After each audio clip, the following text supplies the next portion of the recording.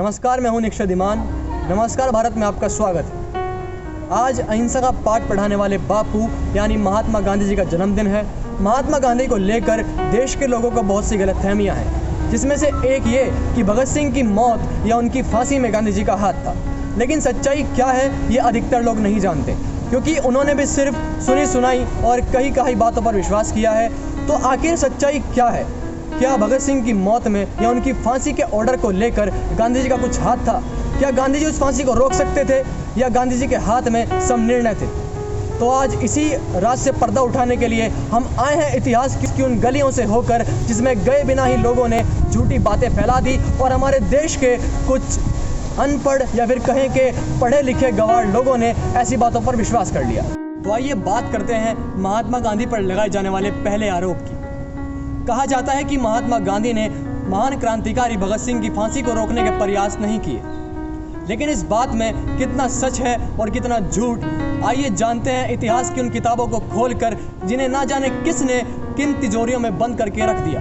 भगत सिंह की फांसी को लेकर लोगों में काफी गलत धारणाएं हैं, जिनको दूर किया जाना जरूरी है। काफी लोग कहते हैं कि महात्मा गांधी अगर चाहते तो फांसी रोक सकते थे, लेकिन उन्होंने कभी इस बात को नहीं सोचा कि गांधी अंग्रेजी सरकार के अफसर नहीं बल्कि एक क्रांतिकारी थे। सच्चाई तो यह है कि महात्मा गांधी ने भगत सिंह की फांसी रुकवाने के लिए बहुत प्रयास किए थे। गांधी जी ने उस समय के वायसराय से भी इस विषय को लेकर मुलाकात की थी और उनसे कहा था कि यदि आप वर्तमान माहौल को अनुकूल बनाना चाहते हैं तो आपको भगत सिंह की फांसी को निलंबित कर देना चाहिए। वह एक बहादुर आदमी है। मैं आपसे फांसी रोकने के लिए इसलिए कह रहा हूँ क्योंकि अगर उसे फांसी होती है तो देश के हालात बिगड़ जाएंगे, जो कि देश के लिए अच्छा नहीं है। ऐसे में मैं खुद उसे रिहा कर देता।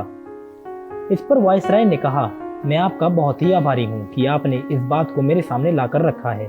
सजा को बदलना ठीक नहीं है, लेकिन आपकी बात विचार करने वाली है और मैं इस विषय पर विचार करूंगा। ऐसा कुछ नहीं हुआ और सजा को हटाने पर कोई विचार नहीं किया गया। महात्मा गांधी ने अपनी तरफ से कई लोगों को भी भेजा, लेकिन कोई हल नहीं निकला।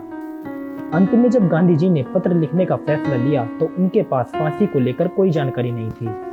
उन्होंने पत्र में फांसी रोकने की मांग की थी, लेकिन जब तक उनका पत्र गया तब तक भगत सिंह और उनके साथियों को फांसी हो चुकी थी। तमाम कोशिशों के बाद भी गांधी जी के हाथ सिर्फ निराशा ही लगी।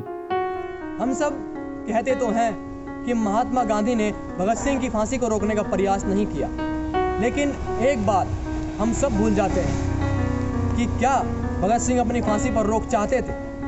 ये सवाल मैं आप पर छोड़ता हूँ, क्योंकि असल में भगत सिंह चाहते थे कि उनकी फांसी पर रोक ना लगाई जाए, उनकी फांसी कई और क्रांतिकारियों के जन्म का कारण बने। जब सिंध में हिंसा हुई तो उसे देखकर गांधी जी ने कहा था कि इससे तो बेहतर है कि हम जंग करके ही मर जाएं। कुछ बुद्धिजीवियों के अनुसार गांधी ने सिर्फ मुसलमानों का समर्थन किया, हिंदुओं का नहीं, इसलिए उन्हें एंटी हिंदू कहा जाता है। लेकिन असल में गांधी जी ने इस मुद्दे पर सबकी निंदा करी थी, लेकिन गोडसे के कुछ समर्थकों ने एक खबर दिखाई और एक छुपा दी जिससे गांधी जी को एंटी हिंदू कहा जा सके, जो कि पूरी तरह से गलत है। उन्होंने अपने एक भाषण में कहा था कि जो भी हिंदू और सिख पाकिस्तान से आए हैं उन्हें वापस बुलाया जाए और उनकी संपत्ति उन्हें सौंप दी जाए। आज हम सब ने अपनी तर्क शक्ति खो दी है। बात सिर्फ यह नहीं कि हिंदू सिख या मुसलमान पागल हो गए हैं। मुझे बताया गया है कि सब कुछ मुसलमानों ने शुरू किया और मुझे पूरा यकीन है कि यह सब पाकिस्तानियों ने ही शुरू किया होगा। जब मैं पाकिस्तान जाऊंगा तो मैं हिंदुओं और सिखों के लिए मरना भी पसंद करूंगा। उनके स्थानों पर मरना भी मेरे लिए फक्र की बात होगी, लेकिन इससे पहले कि वो वहां जा पाते उन्हें मौत का सामना करना पड़ा। गांधी जी का मानना था कि आगे बढ़ने का केवल एक तरीका है कि दोनों ही धर्म अपने विचारों को बढ़ावा न देकर शांति के साथ मिलकर रहने का प्रयास करें। अगर देखा जाए तो गांधी ना तो किसी धर्म के साथ थे और न ही किसी समुदाय के थे, वे तो समस्त राष्ट्र के थे। देश को आजाद कराने में गांधी जी की बहुत अहम भूमिका है। उनके आंदोलनों और उनके योगदानों के फलस्वरूप ही उन्हें राष्ट्रपिता या फिर बापू के नाम से जाना जाता है। उन्होंने कई सारे शांतिपूर्वक आंदोलनों का नेतृत्व किया और उसमें सफल भी हुए। इन सभी आंदोलनों का आयोजन केवल एक सिद्धांत पर किया गया, जो था अहिंसा, क्योंकि गांधी जी का मूल मंत्र भी था अहिंसा परमो धर्मः। जहां बाकी सब क्रांतिकारी हिंसा का इस्तेमाल करके सत्याग्रह लाने की बात कर रहे थे, वहीं गांधी जी अहिंसा और शांति के बल पर लोगों के दिलों तक अपनी बात पहुंचा रहे थे। देश को आजादी दिलाने में सबका ही बराबर योगदान रहा, फिर चाहे वो अपना खून बहाने वाले हों या फिर शांति फैलाने वाले। ऐसा इसलिए भी कहा जाता है क्योंकि अगर गांधी ना होते तो काफी स्वतंत्रता सेनानी प्रेरित न होते, जो केवल गांधी जी से प्रभावित हुए थे और गांधी जी ने ही उन्हें सत्याग्रह के बारे में जानकारी दी थी।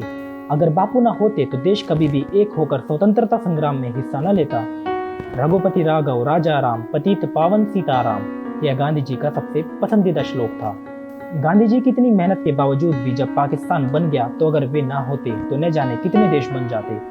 देश में हिंसा की भावना तेजी से फैलकर एक बड़ा रूप ले लेती।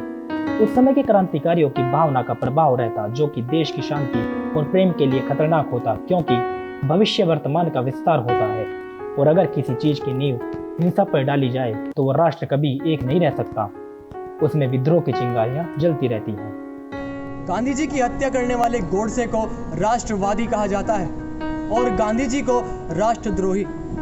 तो हमारे दिए हुए तर्कों के आधार पर आप खुद निर्णय कीजिए कि कौन राष्ट्रवादी था और कौन राष्ट्रद्रोही। गांधी जी के जन्मदिन पर यह था हमारा एक प्रयास उन सभी आरोपों से पर्दा हटाने का जो कि बेबुनियाद है। देखते रहिए नमस्कार भारत।